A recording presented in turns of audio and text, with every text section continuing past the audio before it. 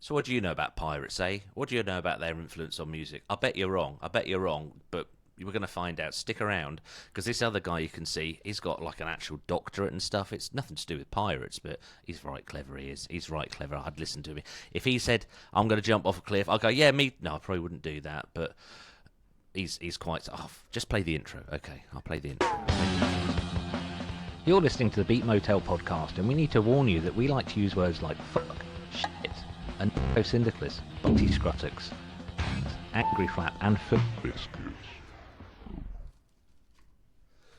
So the keen-eyed among you would see that I'm in a slightly renovated studio. I've just realised you can't see the sign because... I like the way that you put that up. It's a bit, it's a bit very DIY, a bit BBC Two 80s comedy. The way you put up that. Well, the sign as you were. I didn't put long enough. Oh, I remember what we're doing.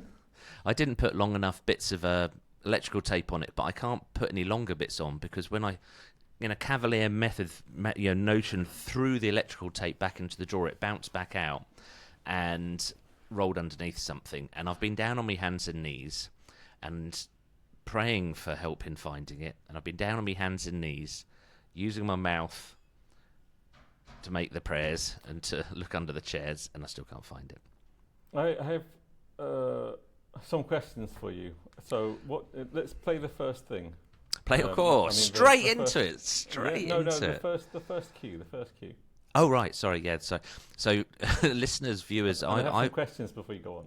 I've got all the buttons here, so Sam's the lead for this one, but he has to ask me. So here we go. Yeah. What do you think you know about it, anyway? So, I've got some questions for you. What does a pirate name his dog? What does a pirate name his dog? I'm going to ask that. Spot. I'm really confused, but that's really thrown me. What does a pirate call his dog? What does he ever have to call him? Because they're quite small. The plank. That's why he's always walking the plank. Ah. This one's a bit weird. Why can't pirates fire their weapons on Saturdays? I almost ruined that one. In case they wake up their neighbours. Do pirates have neighbours? They only cannon Sundays. Is that because canon is a part of the hierarchy of Church of England? I don't know. What do you call 3.14159 men out at sea? Now, clearly it's something to do with pie, isn't it? So finish it's like in front of you. It's like it's there. What are we talking about today? Pirates. Ah! This does not bode well for a snappy kind of intelligentsia response to your hard work from me at this end. We haven't introduced ourselves. I'm Andrew Culture. You are... Sam. Dr. Sam. I just want to be like a single name, like, Zorro or something like that. Zorro. The thing is, Sam's actually shorter than Zorro. You'd have more letters if it was Zorro. Yeah, or Zapata. Just be a noise. Just be like... I'm not... maybe I could scribble something and go become the man formerly known as Sam. There's a local band. I think it's an East Anglia band. And when Prince stopped using his name and became a symbol, they put out a press release. It was a band called Dumpy's Rusty Nuts. And they put out a press release saying, we have been Dumpy's Rusty Nuts for 15 years, but if Prince isn't using his name anymore, we'd like to use it. Lovely. Have you heard last one? I'll keep the other ones for later. What's a pirate's favourite music genre? Something artistic. That's probably not. This is very good. This is high quality stuff. This is excellent. So what do you know about pirates? Honestly, serious. Let's get serious now. Let's get serious. Well, I know that in fiction, they've succumbed to they call it the Streisand effect, where everyone starts saying something, but it's not actually true. So, like, Stuart McConey wrote in The NME that Bob Holness played the saxophone break on Baker Street. Not true, but enough people read it and said it that it ended up being something people believed. And I do know that the same thing goes for Captain Pugwash. Are you too young or too old for Captain Pugwash? I know. I remember Captain Pugwash. There was no Bates and all that. Never No existed. Master Bates. There is no Master Bates. There is no Master Bates. Mainly because there's no privacy, I think. But pirates, honest answer. Sorry, that just triggered a memory from long, long ago when I used to do agency work. I used to do manual labour, which everyone's seen how scrawny I am and muscle-free. It would be a surprise. But there was always a lot of people that had just come out of prison, and I was filling sandbags somewhere, and this bloke had just come out of prison. And he was like, they were always weirdly proud of it. Until he was like proper proud of it, until some bloke was like, how'd you wank in prison then? And he just went, how'd you think? And he's like, what, with people watching? He's like, well, he just like completely shut him up. He didn't say any more for like the rest of the day. He went from being this kind of, I've been in prison, I'm tough, to like, yeah, I've had a room full of people watching me wank. Right. So, all honesty, pirates, they are. I don't know where the kind of the shtick of pirates comes from, apart from possibly Treasure Island. Was it Robert Louis Stevenson? That's possibly where some of it comes from. But they were privateers originally, as far as I know. So Elizabethan times, you had Walter Raleigh. He was basically a paid pain in the arse. So had sort of a royal charter to go out and just disrupt the Spanish or anyone else he could find. I can never remember why he came to a sticky end, because he did. He got executed in the end, didn't he? Oh no, because we'll get there. We'll get there. Okay, sorry, Sam. This is good stuff. But on the whole, load of pirates. I did learn from an episode of possibly You're Dead to Me, which is the format we're unashamedly ripping off for Beat Motel these days, about the female Chinese pirate who ended up being more powerful than like the whole Chinese military and the whole Chinese dynasty. So that, but most of it I think does go back to Treasure Island, which when I read it relatively recently is nothing like I was expecting it to be. Absolutely nothing at all. It depends on what sort of version of Treasure Island we're talking about. Oh, the book, the actual book. Yeah. So we'll get there. We might as well talk about it now. So Treasure Island is very important to the sound of pirates because hang on, does this count as in the beginning? This is sort of in the beginning. This is our understanding of pirates, but we'll get there. We'll get there. I'll save the. I'll save. First, do you want to play the first thing? The first piece of music. Yes, here we go. And this is video as well if you're on audio end.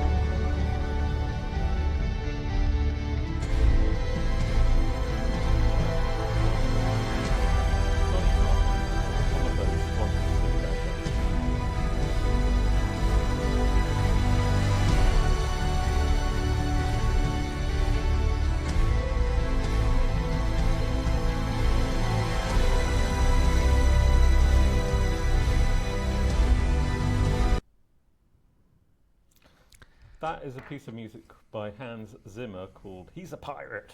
He's a pirate. Did you notice the surprise guitar? So sorry, people who are audio only. We go to the effort of actually putting videos up on these now. So a lot of these things there are video clips for. Did you recognise the guitarist playing on that?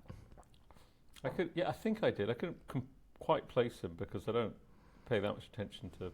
I think was it Johnny Marr? It is Johnny Marr, who increasingly looks like he's auditioning for a spot in the 1980s lineup of the Rolling Stones, I think. Yeah. Anyway, so that music really has very little to do with actual pirates. It's a cinematic theme made for Pirates of the Caribbean, the show, the roller coaster in Disneyland. I don't know what's happened to it since, but everybody knows it seems to be. I find it fascinating that Disney, they base movies on rides, Whereas I would have always thought it would have been the other way around. Like, hey, we've had a successful movie, let's Yeah, make but a it's like- ride. Maybe it's an evolution of like 1980s stuff of like, oh, we've made a toy, we now need to make a TV series to sell it. Like Rather He-Man. than, yeah, okay, I And get then- that. Yeah. I'm trying to think the worst film for then making a theme park ride out of. Because stuff like the Italian Job would be all right. It's sitting a little mini, but something like Debbie Does Tipping Dallas over would the be edge. awful. That'd be quite good, actually. That would be quite good, wouldn't it?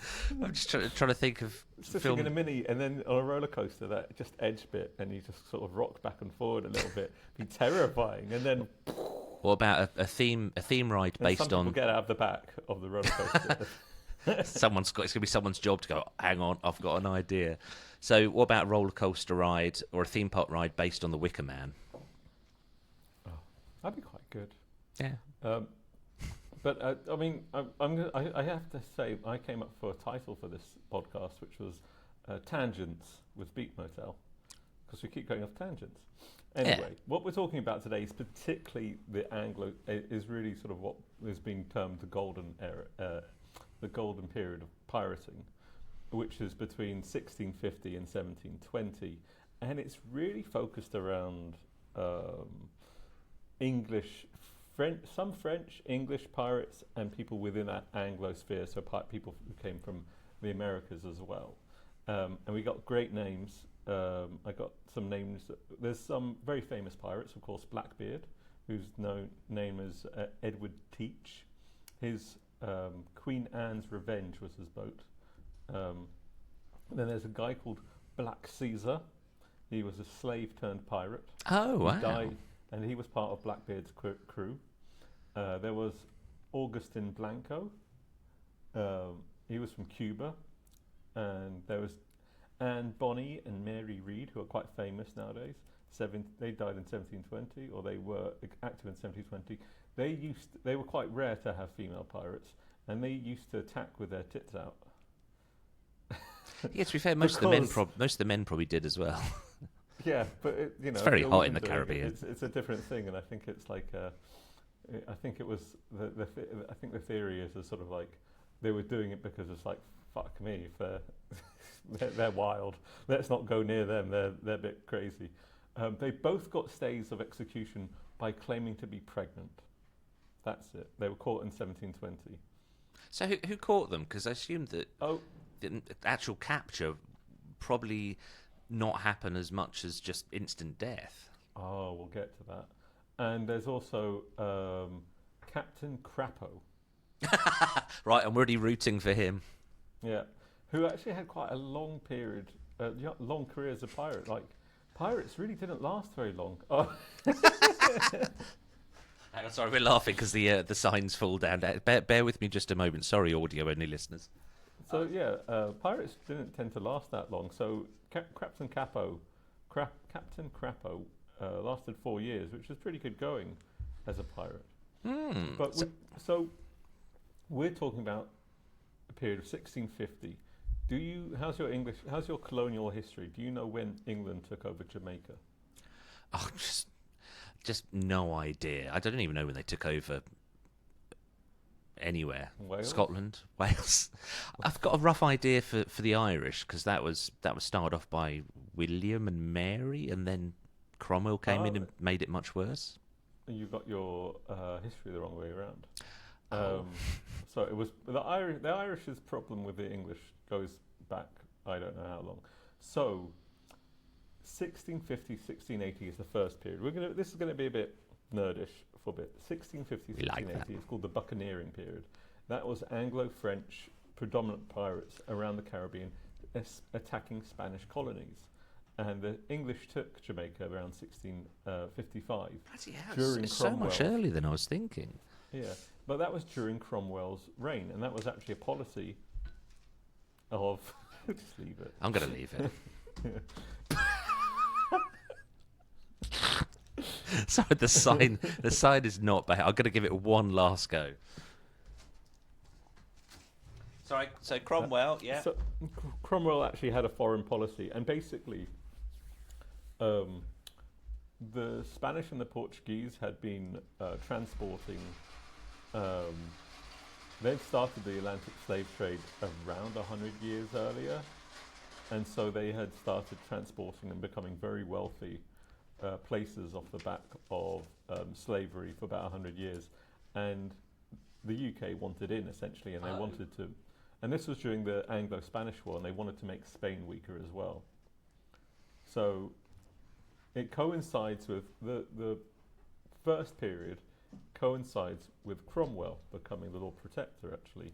And then you get Charles II, James I, James First of England and James II of England and Sixth of Scotland. So there's a deep relationship between the slave trade and pirating, particularly in that Atlantic area, particularly in the Caribbean, because you had so much riches and people going around. And yeah, you're right that they were originally privateers, but privateers was actually so pirates sort of, I think, came out of it's a bit like a protection racket. Basically, there are people at sea stealing your stuff. They go to the people who their stuff stealing, going, if you don't want us to steal anymore, we can protect your boat for a fee. And those privateers then started to get commissioned by the Crown to do their dirty work. And then a lot of privateers then became pirates. And also, the potential of riches floating around meant that it was much, and the conditions on board ships, Navy ships, which are really horrible, meant that it was better. Most of the people didn't want to be there, did they? You know, if you were press ganged, literally, something stupid like you look at a coin in the bottom of a pint mug or something, then they cosh you around the head and drag you off to sea. So you wake up middle of nowhere, no choice, and if you disagree, you get duffed up. Yeah. So for a lot of people, a lot of people who were already at sea, if they could become pirates, it was much more in their interest to become pirates. Also, and sometimes they would capture slave ships with people on board them, and sometimes those people who were previously going to become slaves were given the option to become pirates. Other times they were kept enslaved. Most of the time they were kept in chains and then sold the other side, because this is basically about making as much money as quickly as possible in a very horrible situation anyway. And then, so 1650, 1680, that's the buccaneering period. Then 1619. Can I just pause you there? Round. Yes, please. Where did the buccaneer keep his hat? Up his rear? In his anus. No, up on his buckenhead. No, I think I've got it wrong. So it's something about ears. Anyway, I'll shut up. You carry on. So 1690s sees pirating move towards like the Indian Ocean, and at this time, what's up? Sorry, I put my hand up. Yes, sir. Something that fascinates me is that there's sort of the tales of the adventures, and they're around the Caribbean, because that's where a lot of focus of colonial activity is for both the Spanish and the English. Yeah. And there's the slave trade, and then cotton and sugar, I guess, it's sort of the same sort of time. And I don't know if there was a sort of a crossover with what the Spanish were doing in South America and nicking all their gold and all the rest of it. But the thing that never seems to get talked about is the fact that that's a fucking long way to go from Europe. I mean, just getting there, and the size of the ships. A Spanish galleon came into Ipswich, not an original. They had a diesel engine, but came into Ipswich and walking around and going, it is insane how small these ships were. It is absolutely bonkers, and yet I don't know. It must have taken weeks to actually make it over there, and by the time they got there, that's when they were getting busy. And even if they want to retire, they've still got to get the stuff back to Europe somehow. So it's predominantly around the Caribbean then.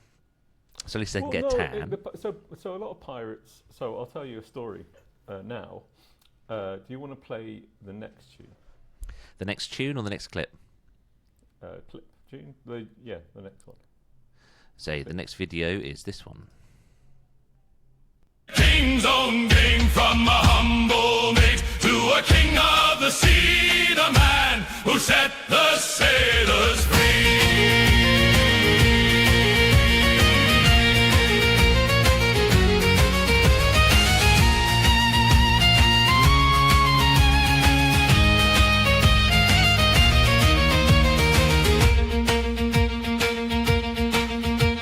The navy hunted, the king did swear.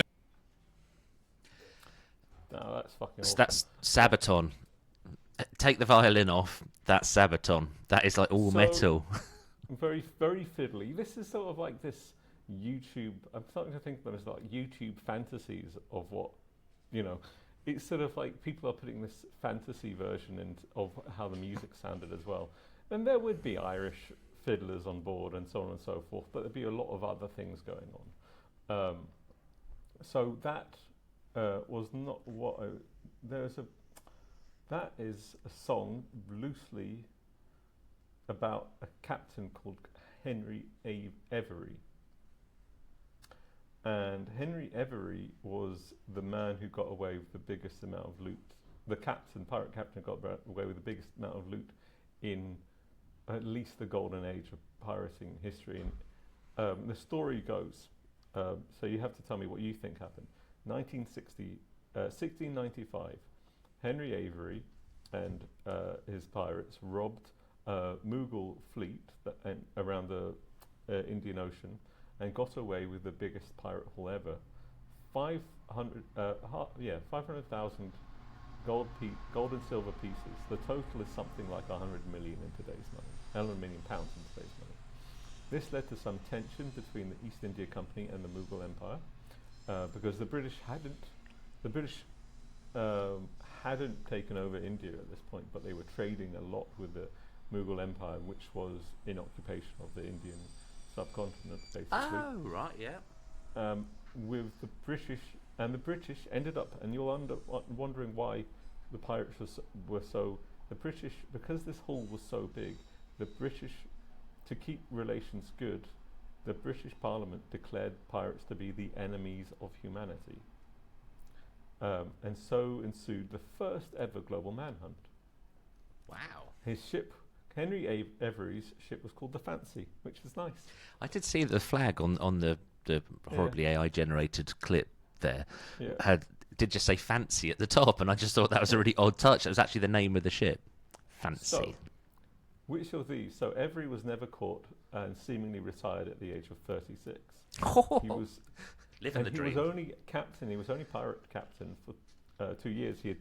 He was experienced seaman. He had been guzzling things for years on board ships. He'd been guzzling semen. I'm sure he had. Get lonely out there, you know. There was what was it? Oh yeah, there was a really awful piece of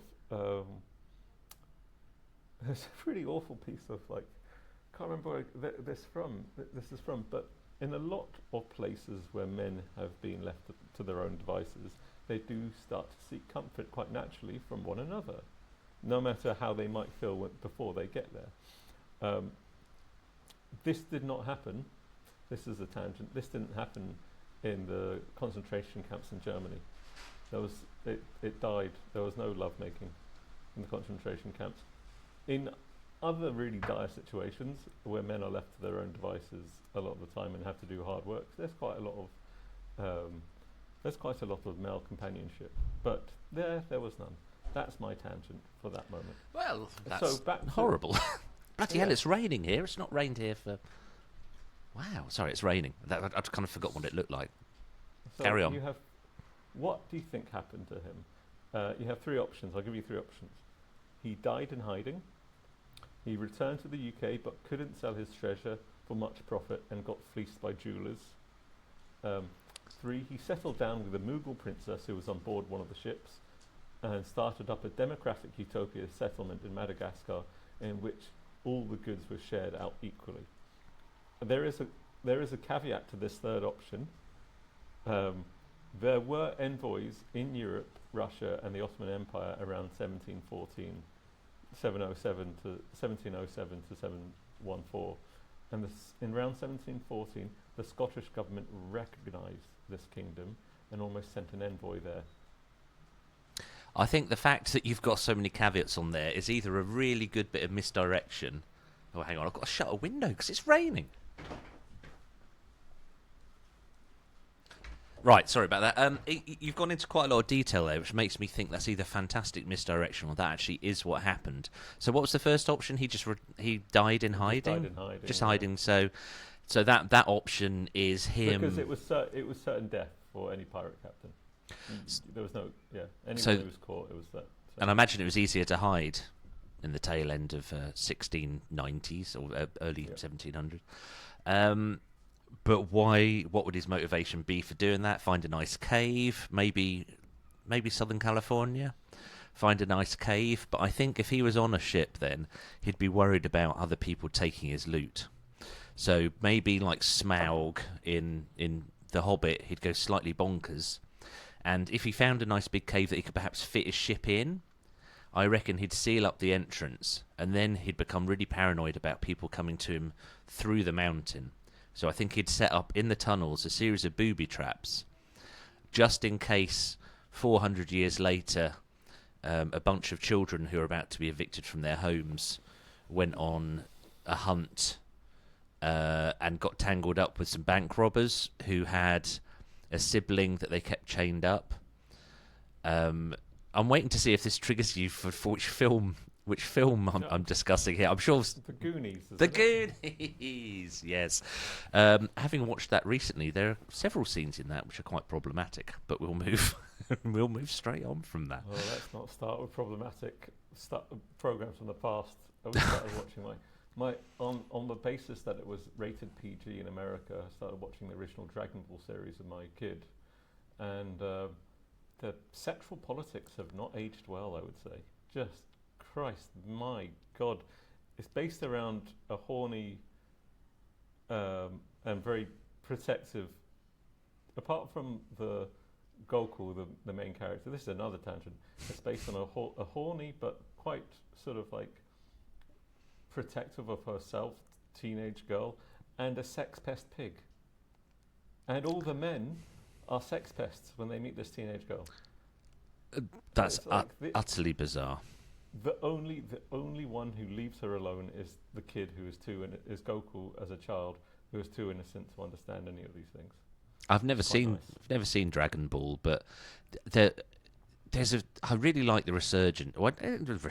Japanese, is it Japanese Dragon Ball? Is it? It's Dragon. Yeah, anime. So we're going to watch, Kiki's Delivery Service, Studio Ghibli. We're going to see that on IMAX on Sunday.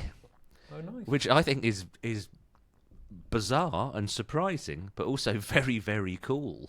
Like, we saw The Odyssey on IMAX, which was great, actually. If there was ever a film that would be easy to sort of go, well, just big Hollywood bollocks, but it was actually really, really good. But yeah, Kiki's Delivery Service on IMAX, I think we're going to be able to see, like, the brush strokes of the animator's work at that kind of size. Right. Be nice. Got to close that tangent off. So that's option one. He dies in hiding, and Chunk and the rest find him later on. Number two, he brings it home. I think that's probably fairly unlikely, because if he comes back to the UK, someone's going to notice that. Just the sheer volume of the amount of gold. Getting stiffed by a jeweller, who can say? I think it's probably the third one. I think. We don't know at all. We have no idea. His body was never found. His treasure was never found. So just guesswork. There was some sort of pirate settlement on Madagascar. That's what we know that pretty much for certain. Madagascar was a definite base for pirate activity, and some slavery, slave trading as well. We have no idea what happened to Avery. And then so we'll move on to the last period of the pirates, which was under George I and George II, or the first few years of George II, and that was 1715 to 1730. So pirates had like a good 70 years in the British Empire, as the British Empire started to really throw its weight around, and that was definitely based around privateers who became pirate, and I had, maybe it's later on, some more stuff.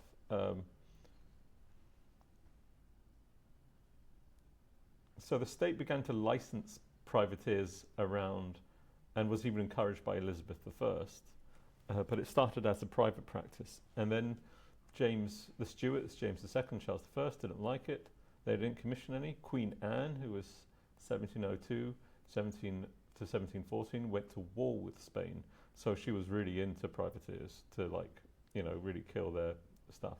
And after that, the commissions died down, and that's when you got this last boom of pirates. But also the crime of being a pirate was really pretty severe. If you were found guilty, your head was off pretty quickly. And it's the last period where normally the source of most of the myths and stuff around pirates is from. So let's get to the sound of pirates. What do pirates sound like? What comes to your mind? What comes to your mind when you think of like a pirate voice?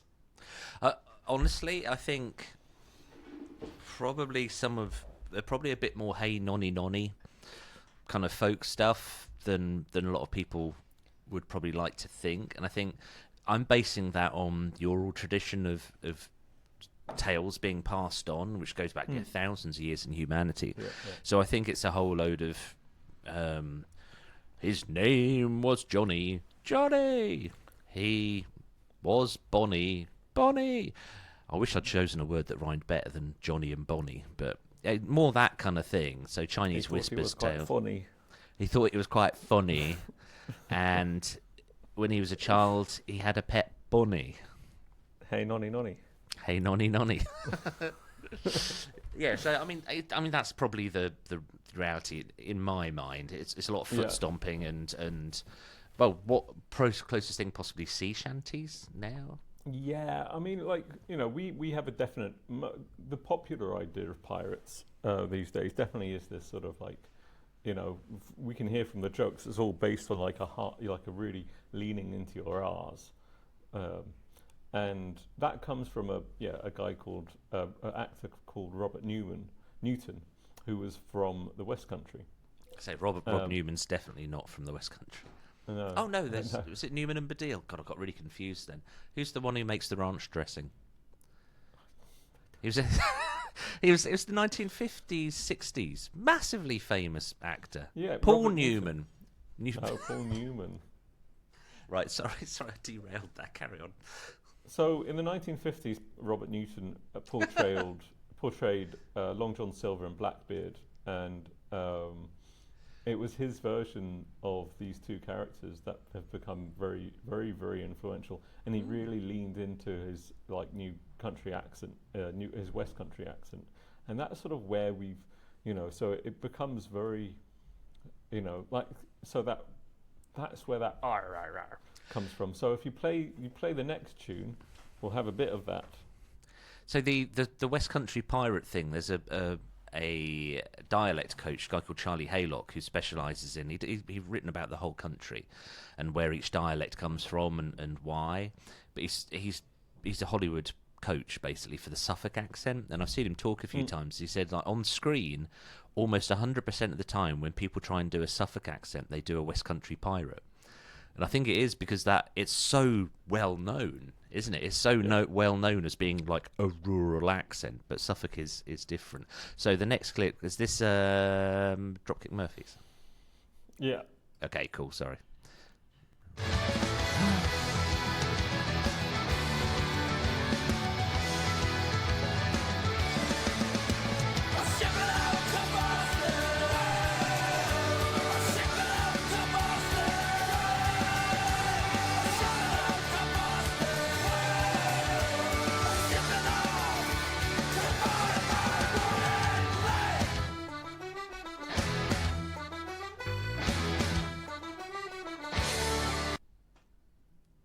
That sort of has the same sort of tune as the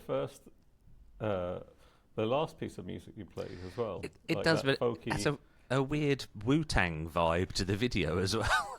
Oh, well, so that song was from the early 2000s. It was part of the soundtrack for The Departed, a Martin Scorsese film. Yeah, I just think there seems to be a lot of fire and people falling off stuff. But the lyrics, for some reason, it's become very associated in my mind, at least. But also, if you look up the song on YouTube, it does have this sort of like people have used it to set Pirates of the Caribbean to it, and it's like there's a piracy aspect to it, and part of it is the lyrics. It's called "Shipping Up to Boston." Shipping. It's about a sailor who's lost his legs. It's actually by Woody Guthrie. The lyrics. Oh, really? Wow! So Dropkick Murphys doing Woody Guthrie. Yeah, and he never set the lyrics to music, and apparently the story goes the Dropkick Murphys were invited by his family to have a dig through his old stuff, and they found these set of lyrics, and they decided to put it to their new song. Dropkick Murphys, one of those bands when they were at their peak. So many people I know loved them, especially on the sort of the punk scene, the live music scene. And here in Ipswich, we had at least a couple of bands who came along doing something quite similar. And one band had bagpipe player. Yeah, I mean, I always think it was Irish. Irish, as in O-I-rish. Yeah. Oi, oi, oi. To me, it's a very American understanding what it means to be Irish. And I don't really want to get into the politics of that because Americans and their understanding of the old world is a bit here and there.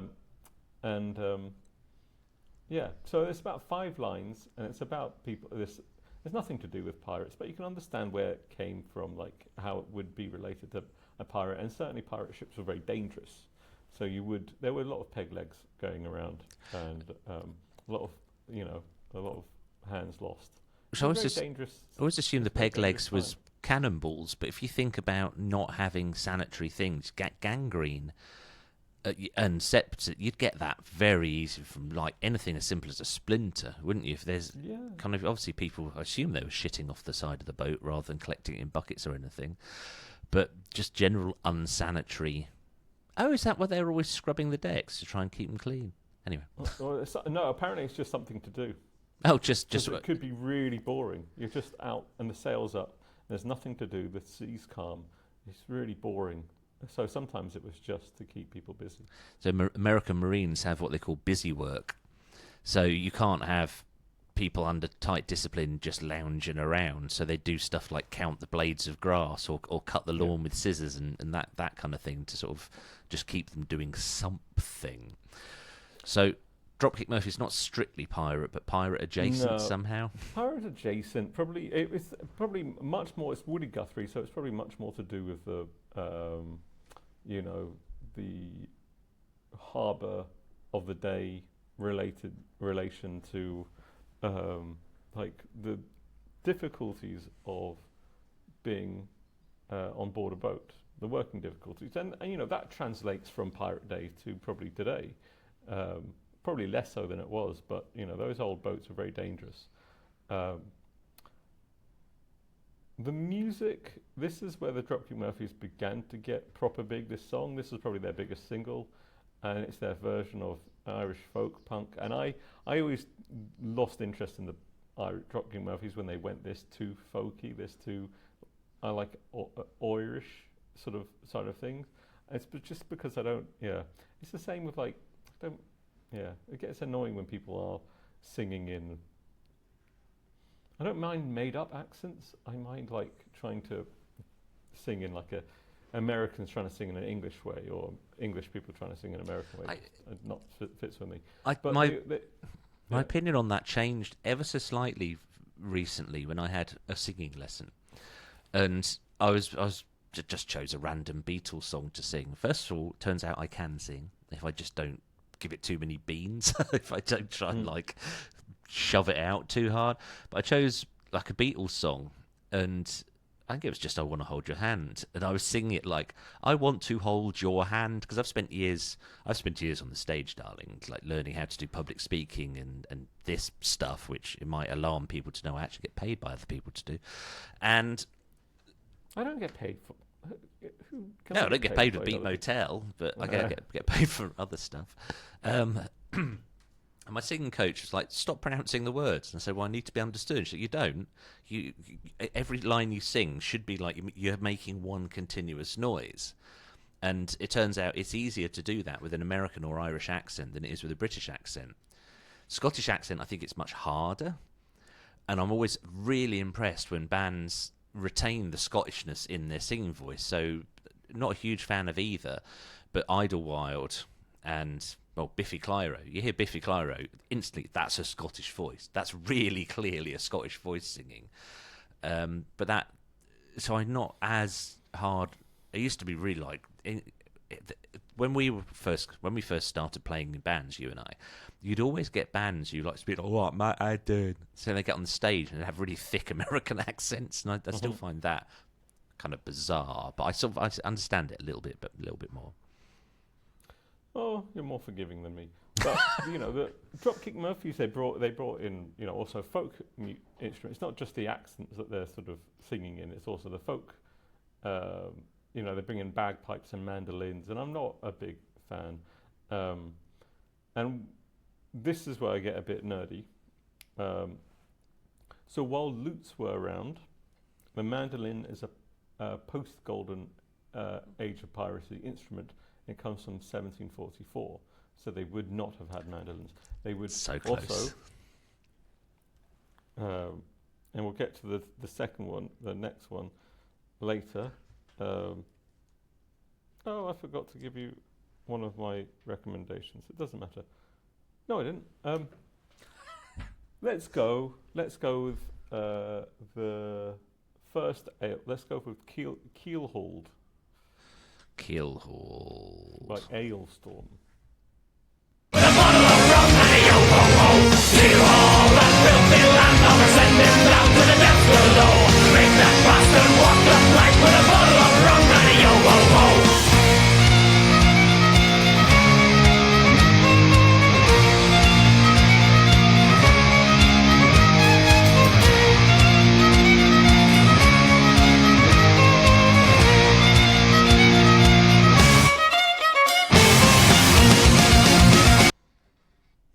I'll tell you for shit sure, pirates did not have keytars. Keytar, I'm gonna say, playing shitty sounds, shitty fiddle sounds. I see more Alestorm T-shirts in my daily life. I think the only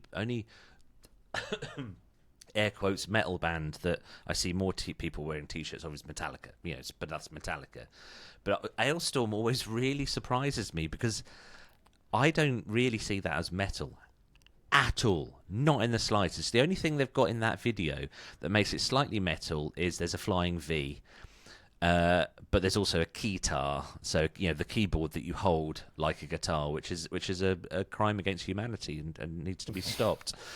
But how Alestorm metal? That sounds. I went to Pleasurewood Hills, which is it's a theme park in Suffolk. Pleasurewood Hills. Pleasure Your Wood in the Hills, which is near between Great Yarmouth and Lowestoft in Ipswich, and they have a ride there. I've been going since I was at school. They have a ride. Whose thighs are they then? Whose thighs? That's a game we play while we're there. But there's a pirate ship there. A swinging pirate ship, and it's been there since I was at high school. And I thought I was on it. I was thinking, how old is this thing? And there's a massive sign on that says "Made in West Germany." I'm like, okay, well that gives it a date to a certain extent. But my point is that it's in the pirate themed part of the pleasure park, and they're blasting out what I thought was Alestorm, and then I thought, no, it's Sabaton. And then I then, oh my god, sorry, the light's changing here, and anyone watching this, I'm turning into a moomin. I just need to adjust this slightly. And then I realised it was just generic pirate music, but it sounded exactly the same as Alestorm and exactly the same as Sabaton. And I don't get Alestorm whatsoever. The thing is that they do have an accordion on this, and there are two problems with this tune. Just two. Accordions weren't around when pirates were. And this is one of the big problems of how associated accordions are with pirates. They come up a lot, like Handsome Pete in The Simpsons. Yeah, accordions were invented maybe by Christian Frederick Ludwig Buschmann in 1822. Miles off. Year, decade, a century off. And also the problem is, the problem is that they're talking about keel hauling. Keel hauling. Do you know what keel hauling is? Yeah, they tie your hands to. They tie your hands together, and they fling a long bit of rope. I've never understood the logistics of how you make this happen. You long bit of rope underneath the ship and bring it back up the other side. I mean, how the fuck do you do that? And then you tie the other end of the rope to someone's feet, and you essentially hoist them so they go over the side of the boat, underneath the boat, and come back up the other side. Which I've always assumed. I've never known if that's a punishment or it's just death. It's just execution, because I don't know how you'd survive that. But also, how would you get the rope under the boat? Well, there's two problems with this. Well, I mean, I don't think it was necessarily that specific. I think it was more like just dragging someone from a rope from a boat. Oh, okay. I might have imagined the rest. There's very limited evidence that this was ever used by pirates. Which is one issue, and it was if it was used, it was much more likely to be used by state-sanctioned organisations such as the Navy. Oh, it was probably much worse to be a sailor than a pirate. This goes back to this sort of like the Navy was a shit place to be. So when a pirate was given the option of, when someone was given the option of being a sailor or going to seek a fortune for 2 years as a pirate looks pretty accurate. so it's Navy, you'd just get your wages, wouldn't you? You wouldn't, as a pirate, you might get a share of $100 million of gold coins or whatever. And there's also scant evidence, this is also another, just like there's scant evidence that of people being forced to walk the plank, which is another thing, the practice that's heavily related with pirates. So far, we've got a problem with the accent that pirates tend to be represented with. And we also have a problem with the instrumentation that is used to represent pirates. And let's go on to the next one, which is fun. Let's go on to SpongeBob SquarePants version.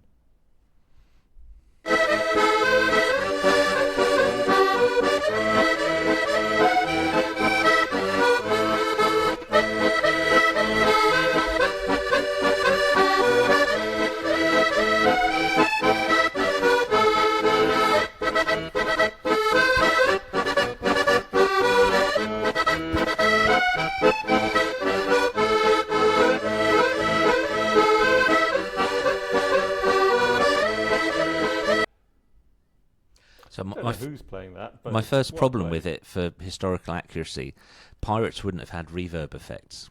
There's a really lush room reverb on that I doubt pirates would have access to. It's really tipping it down outside here. So I don't know why I looked outside. You're in Finland. I'm in the UK.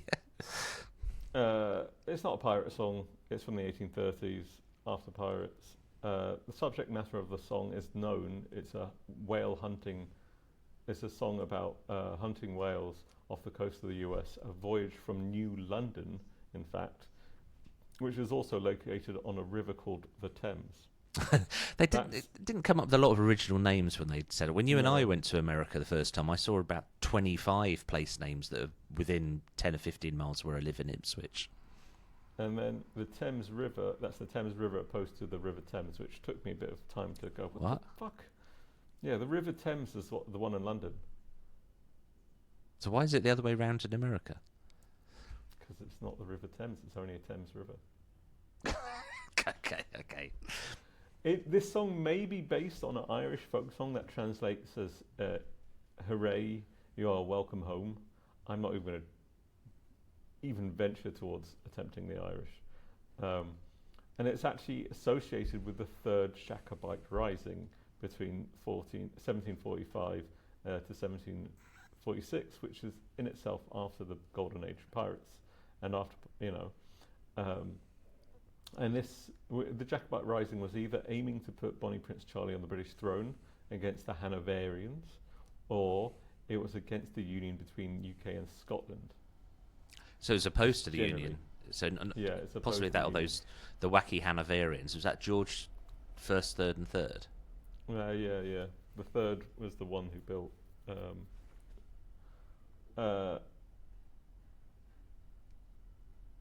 What do you build? What do you build? What do you build? Don't leave us hanging.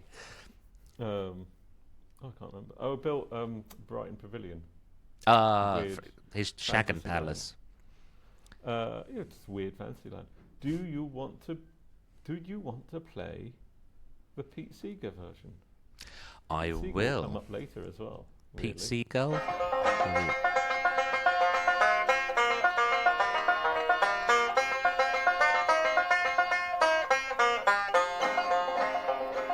Shave his belly with a rusty razor, shave his belly with a rusty razor, shave his belly with a rusty razor, lie in the morning.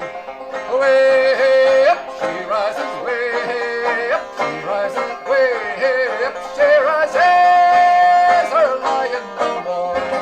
Way. That's closer to a Suffolk accent. It is great. Something West Smithsonian, Alan Lomax. No, that's a huge assumption. But there's something more Suffolk about his voice. Then he was American, wasn't he, Pete Seeger? Yeah, very American. Well, that accent was wonderful, really nice. So this is a bit of a surprising thing. Do you want to play your surprising thing? My surprising thing is it our voice. Surprising you. Stop the clock. Dim the lights. Ooh, let's get weird. Right, that was quite inappropriate for this. So, I've got no idea what's coming from. Just carry on. according to a historian called Richard Blackmore, or Blakemore rather, I should give him his name. Richie Blackmore, who's in Deep Richard Purple. Black- yeah, well, he likes his history as well. Richard Blakemore.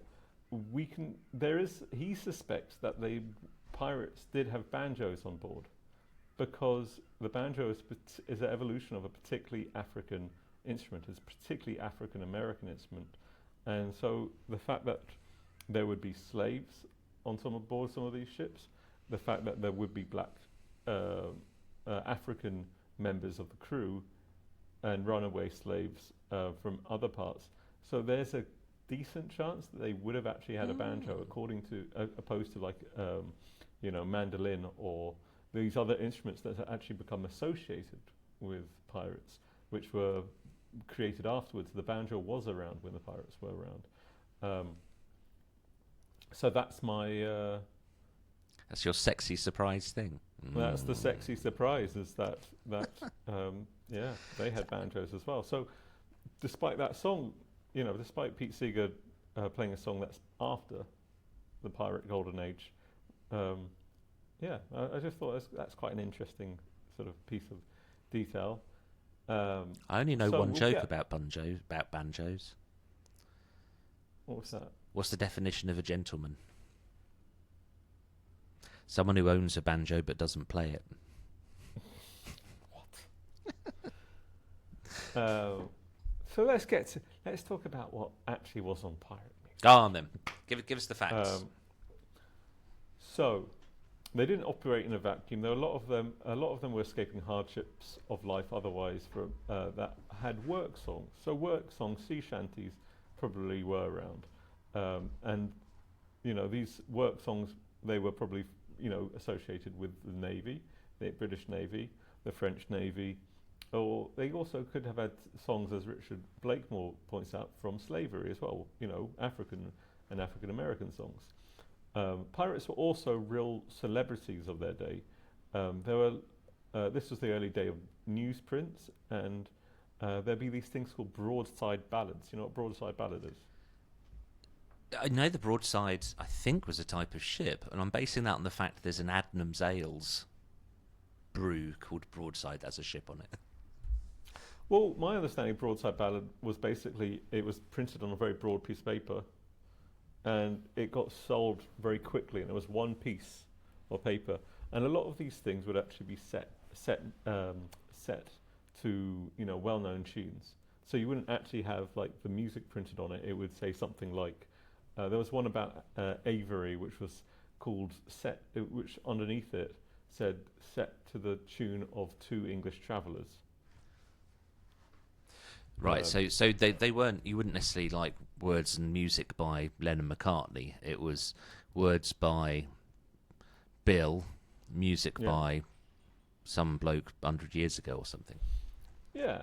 So we do have songs that do come from the pirate golden age, and they have been recorded, but of course they've only been recorded, since recently. So this is by Ian McCall, about a captain called Captain Ward, who was operational in the early 17th century, so early 1600s. And the ballad is also from the 17th century. Go, play, yeah. Go, this one. Here ye tinker, ye silly curdly thief. Why lie ye here, ye tinker, and hodder king in grief? They fought from 1 in the morning till it was 6 at night, until the king's high reindeer was forced to take our flight. Gang hame, ye tinkers, tell ye your king. That's So when this I is a said very earlier about what do you Alestorm think title pirate to it. music's. That's pretty much what I think it would sound like. Oh, okay. Yeah, I mean, the accent is quite strong in that. He's sort of leaning into it, isn't it? Do you know, so that is a song called Captain Ward and the Rainbow, which sounds like quite 1960s in a way. Up above so the streets and houses. Do you want Does that some mean details anything about to the you? guy who sang Yes, yes. Tell me. it? He was a very successful folk musician. He was sort of like almost like an English version of Pete Seeger. Do you know what links him to Pete Seeger? No. His wife. I was going to say that, and I thought that seemed too base and obvious. I'll stick with base and obvious in future. He was a very successful folk musician, and he was very political, and his apparent communist political leadings in the 1950s led to his first wife, Joan Littlewood, who was a very important theatre director in her own right, to be rejected as a children's presenter for the BBC because MI5 didn't like him. Right, okay. And do You know you're onto how- something good if that happens. Do you want a direct link to Billy Bragg? Oh, yeah. He's the father of Kirsty MacColl. Oh, bloody hell. Okay. So Kirsty MacColl sung New England Yeah. by Billy Bragg? Yeah. God, I got that. So, Captain Ward, this is it, was actually called Bartholomew Roberts, we think, or born maybe John Roberts. And he was a pirate captain who had a special stipulation that, so on pirate boats you would have contracts basically. And the contracts would deem out, the behavior that was expected and what people could sort of expect from when they did a plunder. So and a lot of the time in these things, the shares were shared out pretty equally. The captain would get 2 shares, all these some other people, but everybody got a share. And Bartholomew Roberts had a special stipulation that musicians on board only got Sundays off. Only Sundays. So Yeah. how did they sing hymns? How did they do the church stuff? Well, maybe that was sort of the expectation of the time. He had other things was there were no ladies on board or boys because no rumpy pumpy allowed. Although you expect that rumpy pumpy occurred, but pirates on. I mean, your standards probably drop quite a lot when you're out on sea. Can't expect a nice clean boy. You have to go for anything that moves. The peg leg, the hole in the peg leg. As Troy McClure said, if it's got a backbone, I'll do it. And I imagine the pirates with the butt plug shaped peg legs were quite popular. Yeah. Oh, I saw So, a but butt this plug is laying also- in the road when I was walking to work yesterday. I honest to God, I stopped and I was going to take a picture of it. It was laying in the gutter by a bus stop. And I was going to take a picture and I thought, for one thing, I don't want a picture of some random's butt plug on my phone. I mean, not in case anyone looking at sees your it. photos 10 years later. Oh, do you Just come up. remember Thing is, when? it would just lay in the gutter, and I always see weird stuff on the walk to work. But just imagine that popping up on my iPad or my phone as like, it does like, here's your memory from 5 years ago, and it'd just be like a dirty butt plug sat on the road. So I don't know what story happened there, but it's a couple of days. Family. Yeah. The cat. But a couple of days before, I was walking to work, and there was an empty Viennetta pack and half a squeezy honey thing laying on the road. But it was like halfway up a hill, and I thought, who's sat down and just gone, right, fuck it, I'm not waiting till I get home, I'm having this Viennetta now, and then coated it in honey. Oh, that's weird. So, I was wrong. Captain Ward isn't Bartholomew Roberts. I'm going to correct myself. John Ward is actually quite an interesting... Captain John Ward was quite an interesting fellow himself. He became a pirate commissioned by, or privateer commissioned by the Ottoman Empire. Oh, right, okay. So we've talked about Spanish, French, and English privateers. I didn't even consider the Turks. But the thing is that, like pirating is basically robbery, but it's just based on the seas. So every sea-based, or every place that has some sort of sea economy will have pirates. No Swiss pirates then? No Swiss pirates, not that I found. He according to one person, Captain Ward was the inspirational Jack Sparrow from the Pirates of the Caribbean. You can tell when one does research into this, you can tell that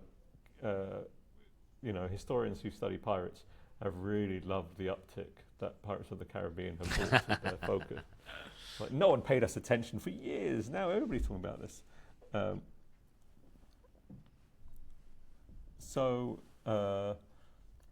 Back to Bartholomew Roberts. He was at sea from the age of 13, from 1695, but only became a pirate in 1718, around the age of 36.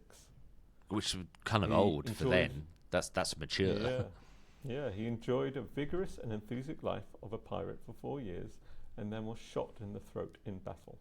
Oh, that's going to put a real damper on your day, isn't it? How much pirating did he do after being shot in the throat? I think in the afterlife he's stolen a lot of hearts. So do you want to play the Joan Baez song? This is the last one.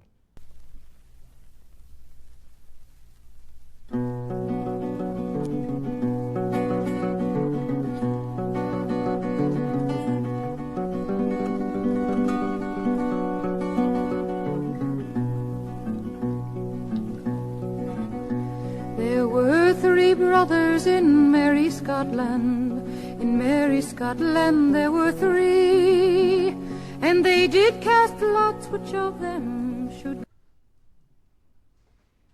I probably should have included more of the vocals on that one, rather than just the hissing of the record at the start. So this is a Scottish folk song, and God knows what it actually sounded like in the early 17th century. And it was written originally, it had 82 verses. Bloody hell. That's worse than prog. Yeah. And it was about the original version was about a pirate called Andre Barton, who was a Scottish privateer, not a pirate originally, in the early 1500s, who went beyond his allocation and became a pirate. Basically, he was sent out to sea, the story goes, is that he went out to sea to support his family, and he went a bit too far and became a pirate. He was, and this is happened a to us all. I like this. Barton was commissioned by the Scottish king, but pissed off the English crown. Barton was pirating off the English as a Scottish person, and so very popular in Scotland, basically. So this story predates the golden age of pirates, so we don't know how old this. A lot of this stuff, a lot of these folk songs, we don't really know how old they are. But it's really amazing that, Joan Baez in the late 50s in New York is singing a song from that could be, 400 years at that point, and it's basically adheres to some sort of structure that looks like a pop song to us. Wow, I just assumed that she'd turned it into a pop song, but... Do you want to play the awful version? Here's the Pleasurewood Hills version.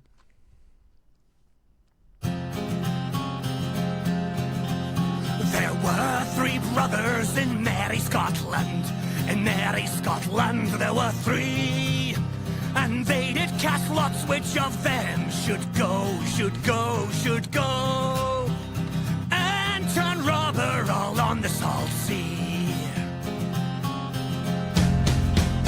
The lot it fell first upon Henry Martin, the youngest of all.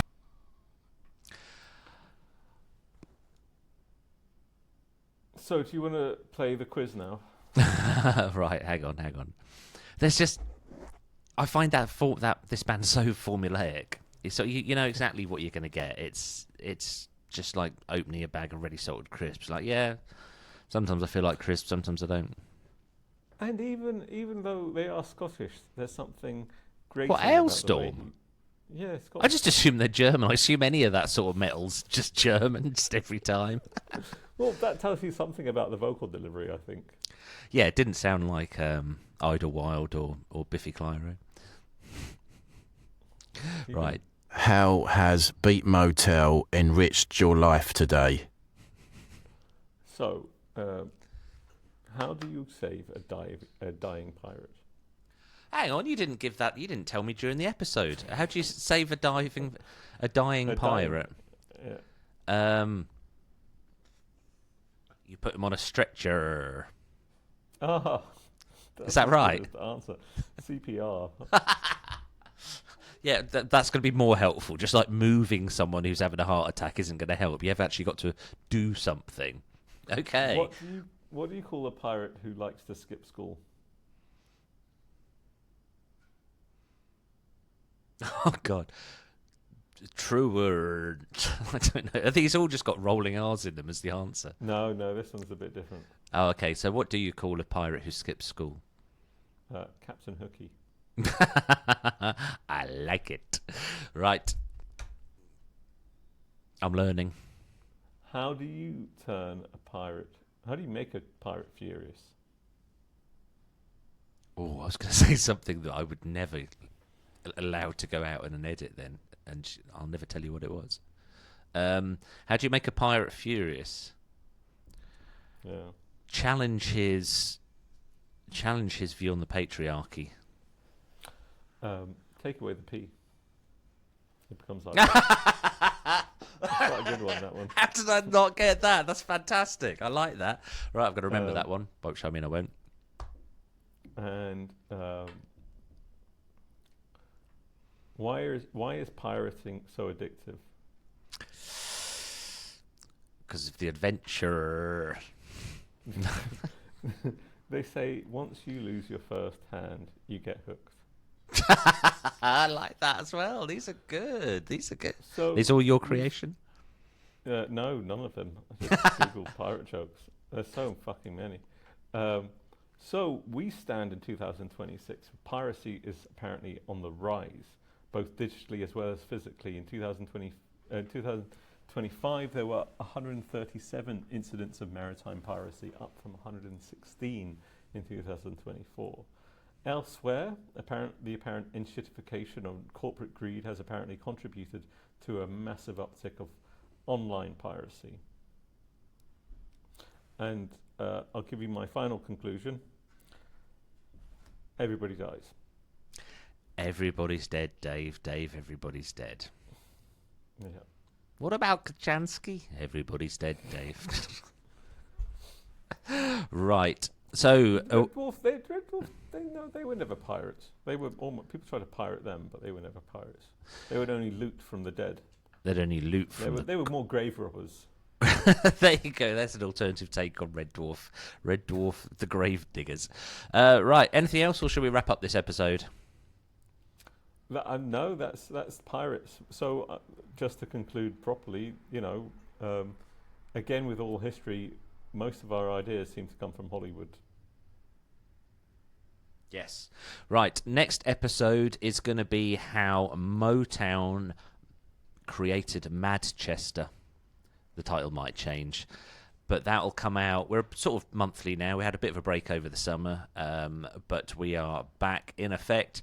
Please subscribe, please like us, and I've just remembered that since the last episode, I haven't made a video clip for the exit yet, so you'll have to listen to the bit of exit clip while Sam and I will just sit here and wait for it to play out, really. Thank you.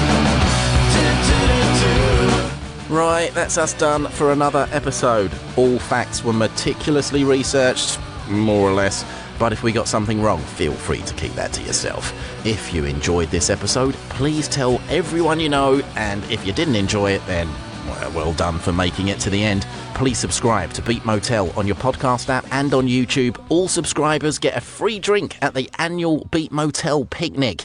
Dig into the archives at beatmotel.com. Beat Motel is an Andrew Laws Associates Limited production.